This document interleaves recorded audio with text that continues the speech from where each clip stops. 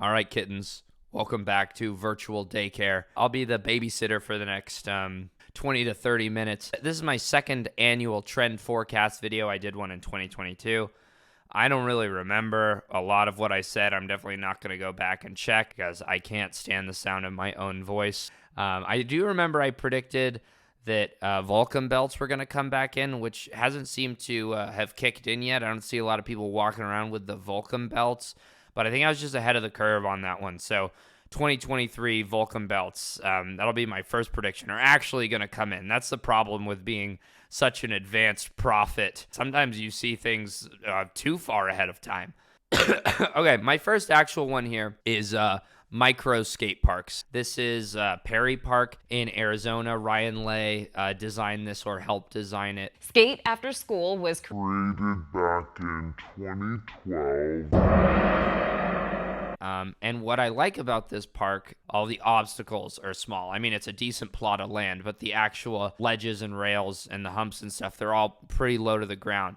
The reason I think that this is a good thing is because in general, I think the template for skate parks at this point is too large. I don't think that the skate parks these days are really being designed to have fun. Skate parks more closely resemble training facilities than they do actual, mini golf courses or something. This kind of has more mini golf course vibes, which I think is a good thing because most skaters go to the skate park to have fun, right? Okay, next thing to talk about is beginner skating. I'm just going to say that I think skateboarding at this point in time is too big. There are too many chefs in the kitchen. There's a new fucking high fashion skateboarding collab every week. We're showing all the symptoms of a major collapse. The bubble of skateboarding is about to pop. There's too many horny old guys chasing the bag down whatever wretched path it leads them. Put this little guy on screen to say that next time, some mouth-breathing kid comes up to you at the skate park with, snot coming out of his nostrils and he says, "How do I ollie?" Just stare at him right in the eyes. Look past his eyes into his soul. Give him the Bobby DeKaiser treatment.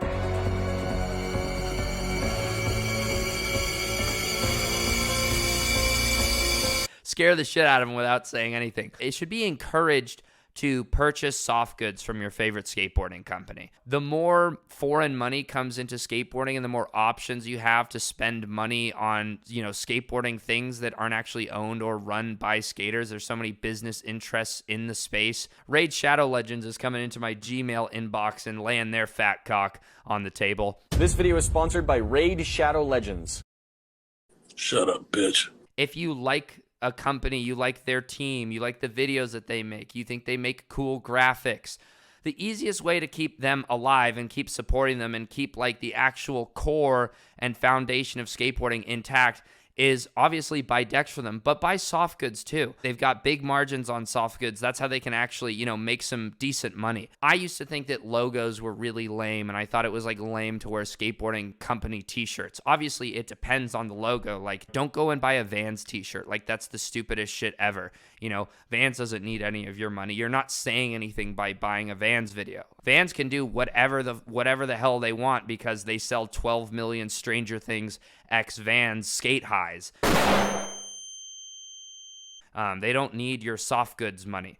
So use that money on whatever company that you like. Other thing I was going to say about this, and this is just sort of a suggestion, is that I would be interested potentially in seeing some of these skateboarding companies experiment maybe with limited runs of some t-shirts that are of maybe a more premium quality, because the downside of buying these t-shirts is they're quite expensive. They range from $30 to $40, and you're not getting a nice t-shirt back. The point of that is that the margins are good, so the skateboarding companies actually have a place in their business model where they make some good money, and I don't mind that. I don't hate spending $40 for not the best t-shirt as long as it's going towards something that I care about. However, I will say I would personally prefer to have the option to spend $60, $70, $80 on a t-shirt that's actually made of something substantial, something a little bit more robust. The problem is, I buy some of these t-shirts from board companies. I put them in the wash a couple times, and it's like, this thing is at best going to last me like a year. The blanks just really aren't there. I personally would prefer to buy one t-shirt that was premium versus two t-shirts that were like kind of meh.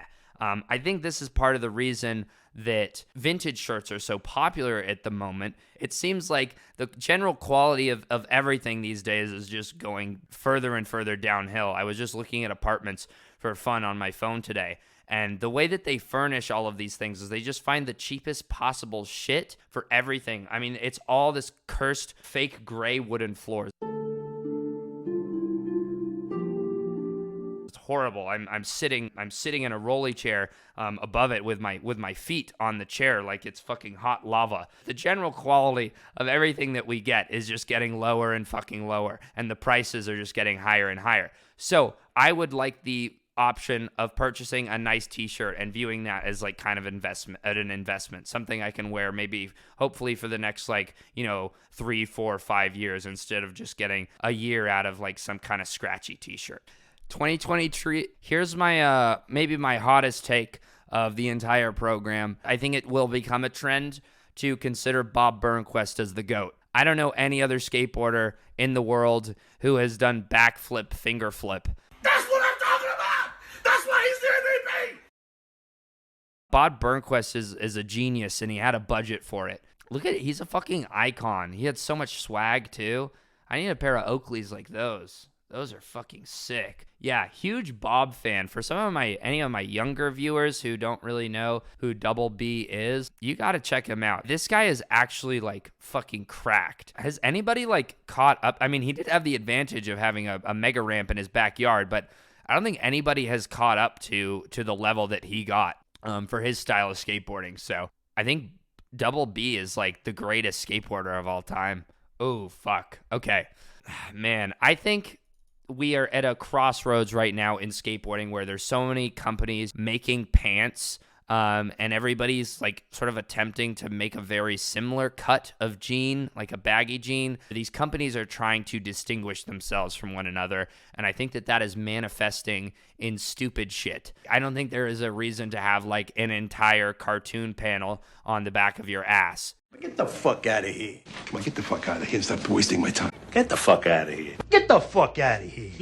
Get the fuck out of here. Do you know what I'm saying? Personally, if I wanted to have a peace sign with flowers on it, if I wanted that installed on my jeans, I would do that myself. I think that the little big boy guy on the pocket, maybe that was what set the fire ablaze. It's getting to a ridiculous point, you know. When we look back on some of the pants that are going around right now, I think in a couple years we're going to be like, oh my God. I'm in favor of skateboarding companies making pants, keeping skateboarding insular. I like that, but I don't think we need this. I think this is a trend that's gone awry. I think science has gone too far with some of these. I mean, there's no reason that this should come on the pants. There's no reason that this should come already on the pants. Okay, cars at contests. What the fuck happened in 2022 where there was like a period, I feel like, of maybe 4 contests in a row where they were all like centered around jumping over a car? Why don't you get the fuck out of here? Oh, get the fuck out of here.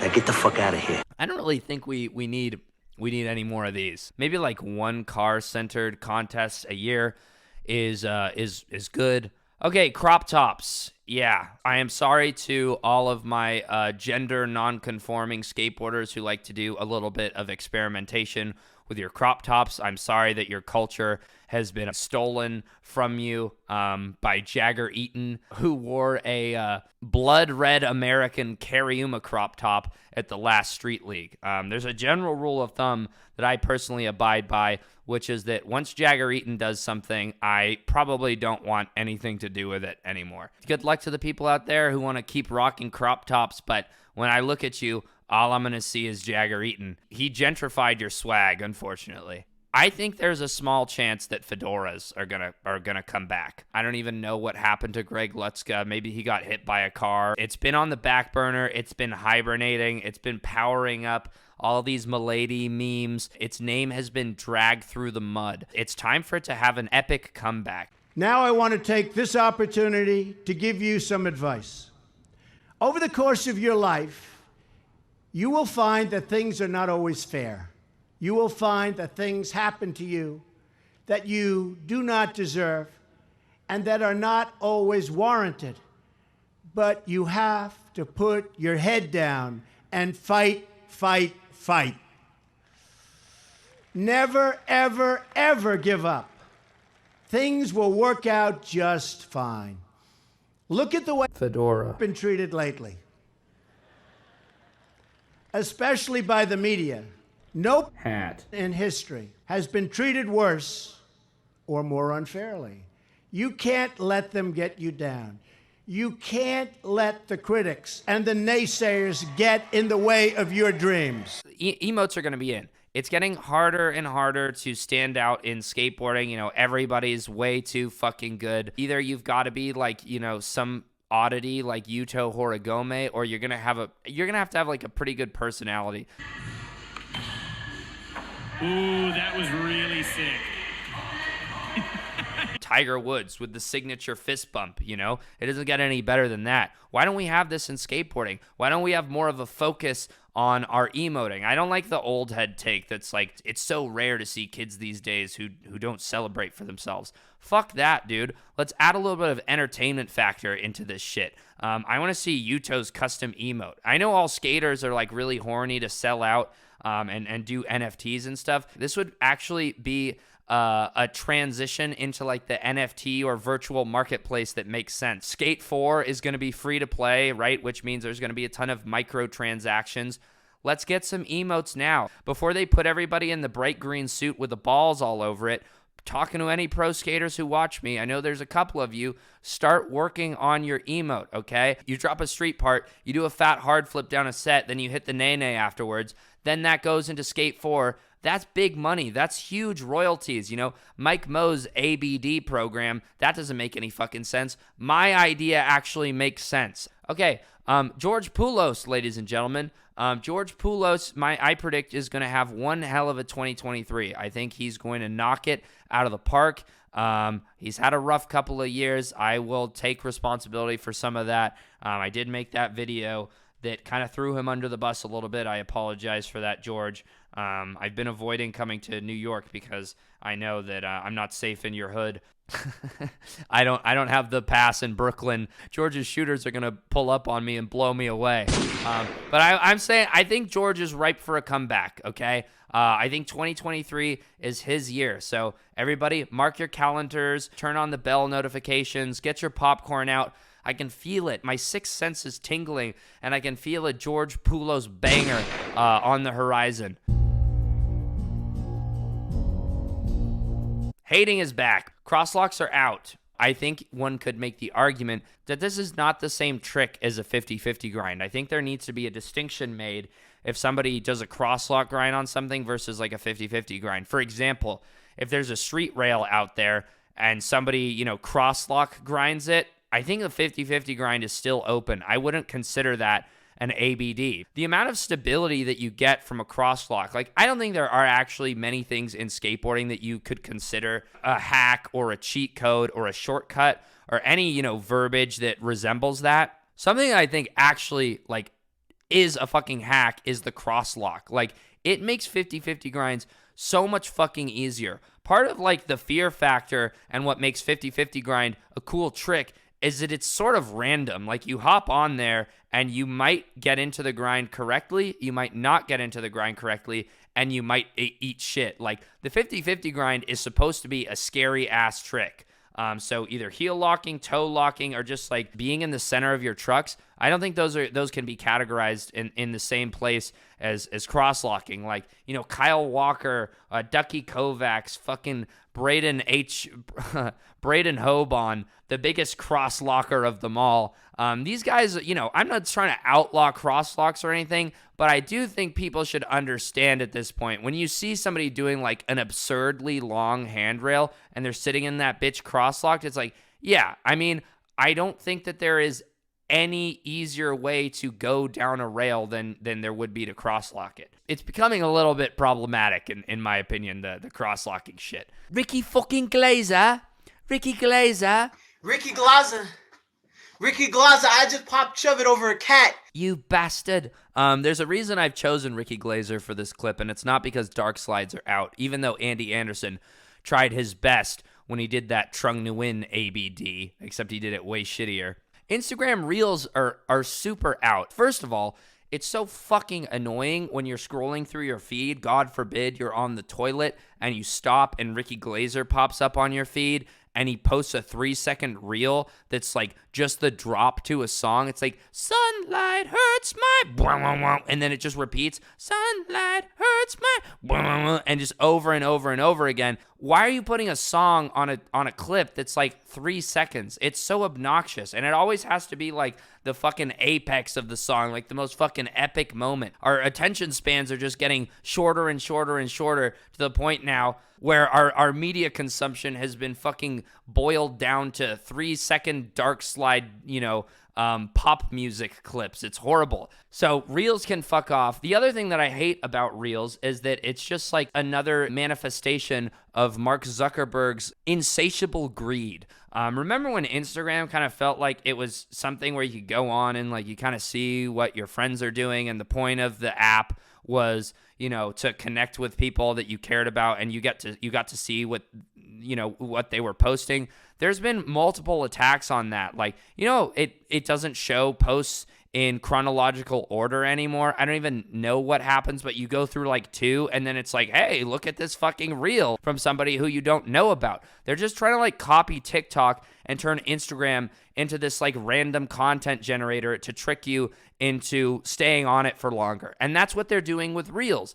For a lot of accounts, they don't do this on my, my main account, but for my personal account, I no longer have the option to hard post. I think that is super sketchy, because what they're doing is they're trying to monetize your content and throw it into the algorithm to keep other people on the app who maybe don't have anything to do with you. So it's like, maybe your little clip goes viral, but Instagram is no longer about, personal relationships or anything anymore, which is what I thought the point of Instagram was, and what made Instagram special. We already have TikTok. Why? Like every new update that Instagram does, it's just them chasing TikTok. It's just them chasing the dragon. It's not going to work. TikTok is going to be one step ahead of you always, so why bother, We're going to get to a stage where every single app does the same fucking thing. You can't even post Square anymore. What happened to a good fucking Square video hard post? I get somebody like Ricky Glazer, this is his job and his paycheck is contingent on